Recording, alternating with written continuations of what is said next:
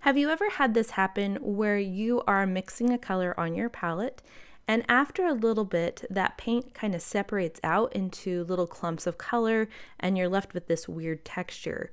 Or you have mixed two or more colors together and when they have sat for a little bit, those colors separate and it looks like they don't want to stay mixed. Well, fear not, that is a normal part of watercolor and it's called granulation, and it comes from your pigment particles being different weights, and so they settle in different layers. And that texture can also show up on your painting, especially if you're using a lot of water.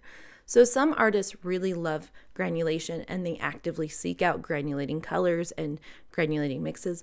Other artists do not like it. They like really transparent, smooth gradients with none of this texture, and so they avoid granulating colors. So a lot of it depends on the artist and your style. But one thing's for sure, granulating colors have become a lot more popular in recent years, and you're seeing a lot of these specialty mixes where you're getting almost a dual chrome effect, where you have several colors, and when you wash them and dilute them out, you can see the swirls of different colors together. So like in this one, you can see the blues and the pinks kind of separating out, especially where I've added a lot of water. My biggest struggle with these super granulating mixes is that they can be quite expensive and they're more specialty colors. They're ones that you're not going to be using all the time. And so it gets really pricey purchasing new ones. So I've decided to try and do my best to recreate these colors at home using paints I already have. So today I want to show you how to recreate Schmincke's Galaxy Violet. This is a semi-transparent granulating watercolor that uses two pigments, and the first pigment is ultramarine blue. Pigment PB29. Now there are two colors labeled as ultramarine. There's French ultramarine and then your traditional ultramarine blue. French ultramarine blue isn't as finely milled, so it granulates more because those pigment particles are bigger, and it tends to be a little bit warmer. It leans a little bit more red on the color wheel compared to a traditional ultramarine blue. But you can use either one. They're both PB29. I am going to be testing out two different versions of French ultramarine for this just because I want a lot of granulation. And typically in my experience, Schmincke is the more granulating of the French ultramarines versus Daniel Smith's, but they both granulate quite a bit. And I add a little bit of water to the Daniel Smith one at the very end, and that actually causes this swatch to be more granulating on the Daniel Smith one, because how much something looks like it's granulating really depends on how much water is left on the paper. But you can see there is our pigment PB29. Our second color is PR233. This is Chrome Tin Pink, commonly known as Potter's Pink, and this is the one that I found made the biggest difference in how this color mix turned out. So I have two different Potter's Pink, and one is from Maimeri Blue. It's an Italian brand, and this one was a lot rosier. If you're not familiar with Potter's Pink, it is kind of a dusty rose color. It kind of has some subtle brown undertones to it. It's a very granulating reddish pink color. And my Maimeri Blue one was a lot more pink. My Daniel Smith one granulated a lot more, but it leaned a little bit more brown. And that's the interesting thing with these colors is they can use the same pigment, but within the brands there can be some subtle variations. And depending on what you are wanting to achieve, which color and which version of the pigment you're using can make a big difference.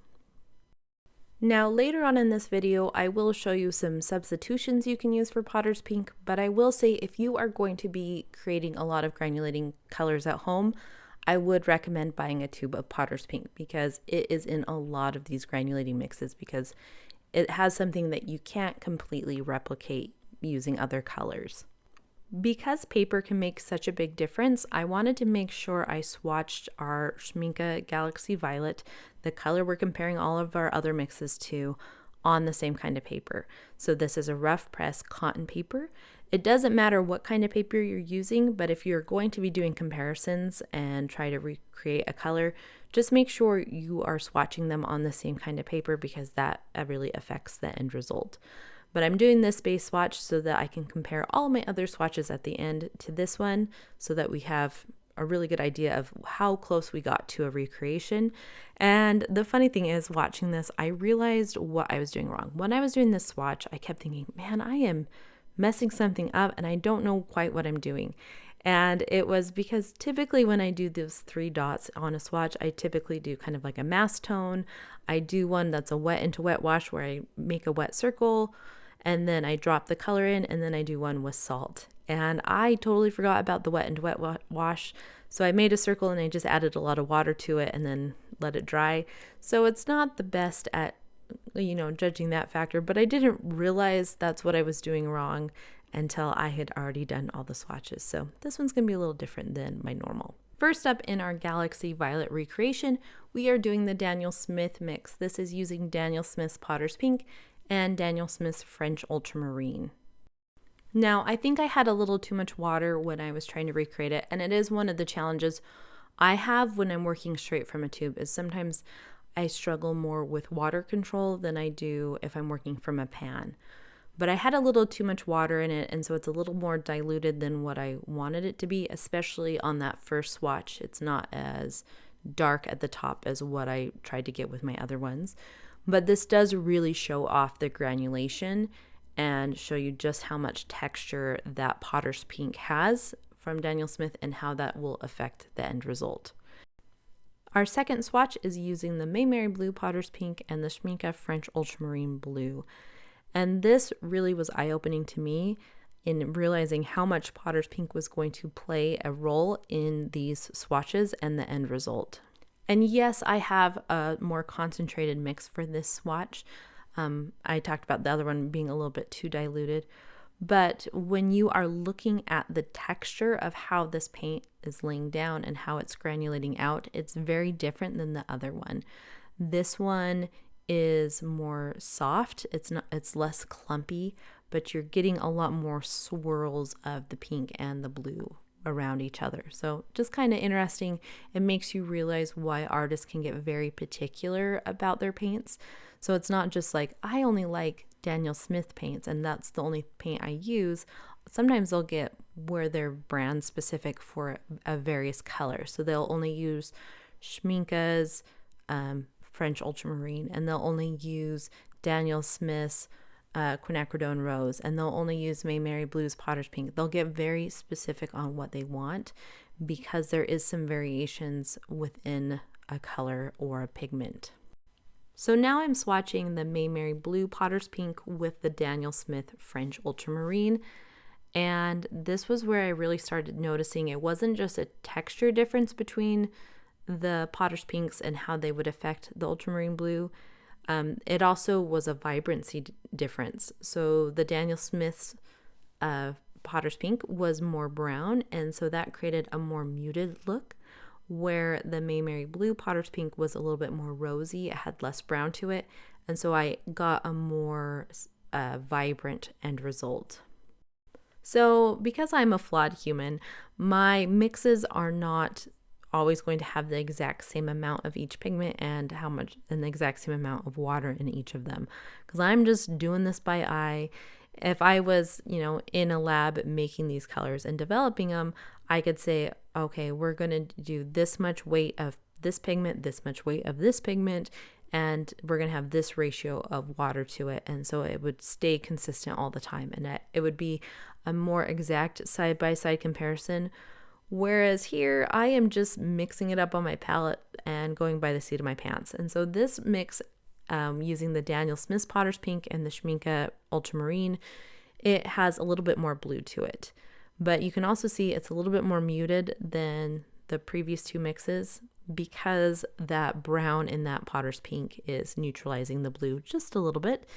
And the way the pink granulates is a little bit different of a texture than the Maimeri Blue. When I'm doing these recreations, I often try to find a substitution for pigments that aren't as common. While most artists have an ultramarine blue in their collection somewhere, many are not going to have Potter's Pink. So what can you do so you don't have to go out and buy a new tube of paint? Now, if you like granulating colors, I would strongly recommend getting Potter's Pink because Potter's Pink has a lot of unique traits that you can't replicate, and we'll go into that in a minute. But if you don't have potter's pink and you want to get something close to what we're doing, then the best substitution I found was using quinacridone rose, ultramarine blue, and then some kind of brown. I used burnt umber, that's the PBR7, and I tested it out using Geothite, which is from Daniel Smith, and it's a yellow ochre color, PY43. So let's swatch those out and kind of talk about what's going on with these mixes and why the paints are behaving a little differently on this versus in our previous swatches. So this was one of the most challenging recreations that I've done, and I have a lot of footage of trying to create a workable potter's pink substitution, and these are my give up swatches. This is where I've spent hours trying to find a suitable substitution that would have the same characteristics when you're doing big wet washes as potter's pink instead of just in mass tone. And this was as good as it was going to get. So these are my give up swatches because quinacridone rose isn't a granulating color, and it behaves very differently with a lot of water than potter's pink does. And what happens is when you're doing a big wash of color like these, the browns and the blues are granulating out, but the pink isn't. It's kind of creating like an even wash of color. And so it gives you a very different feel than what we were getting when we were using potter's pink. So they're still beautiful colors, but it's not a direct one-for-one substitution like some of the other substitutions I've had in the past. So to wrap this up, let's look at these side by side and compare my mixes to the Schmincke mix. And these are the ones using the Maimeri blue potter's pink, and you can see we got a really similar granulation texture going on, but the pink stands out a little bit more. And I think mostly it's because I've added too much pink to the mix, but there could be some differences just in the type of potter's pink I was using, that PR233. Schmincke might have been using a more finely milled one, so it doesn't stand out as much. So there could be some variation in that, but it could also just be user mixing error from me. But I do really like how these turned out. We got a similar vibrancy, and I think they turned out beautiful, and I actually like the pink standing out more. So that's probably why I was mixing it so heavy with the pink. Next up is the Daniel Smith potter's pink comparison, and you can see a lot more texture standing out, and that's from that potter's pink being so granulating. If I went too heavy on the pink, it went too brown, and if I didn't do enough of the potter's pink in the mix, then it didn't have quite enough purple to it. This one was a lot more difficult to mix than the previous one to get that right balance of purple and blue. So just a bit of a challenge. And then last up is the ones where we were trying to recreate potter's pink on our own. I probably lean towards liking the burnt umber one the most. And it actually reminds me of a different super granulating color from Schmincke, but I don't feel like it reads as the Galaxy Violet. So I probably wouldn't suggest trying to recreate your own if you don't have potter's pink on hand, but that's up to you. And that's the beauty of learning to understand your pigments and how they interact with each other, because it empowers you to be able to customize your paint to fit your need. So whether you are trying to recreate Galaxy Violet on your own, or you want to get a more muted version or a more vibrant version, you now have the tools to be able to do that yourself. So anyways, I hope this video helped you learn a little bit more about color mixing and how to recreate your own version of Galaxy Violet. And if you guys want to see more of my color mixing videos, I have an entire playlist of them. And if you want to see more of what I create here on this channel, please hit the subscribe button, and I will see you guys next time. Bye!